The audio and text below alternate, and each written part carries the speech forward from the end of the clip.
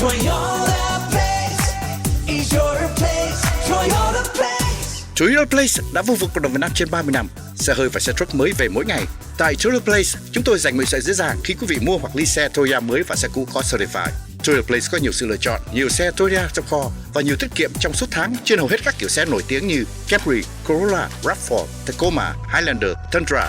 Chúng tôi đều có ở giá quý vị muốn và payment quý vị mong. Đừng chờ đợi nữa, hãy mau đến để chọn và đặt cho mình một chiếc xe mới, truck hoặc SUV và đến để xem một dàn xe cũ trong kho.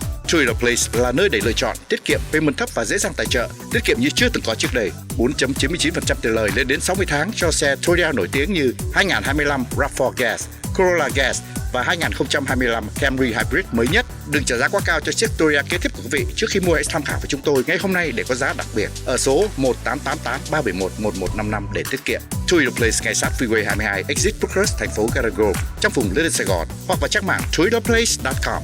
Toyota Place is your place. Let's go places. Toyota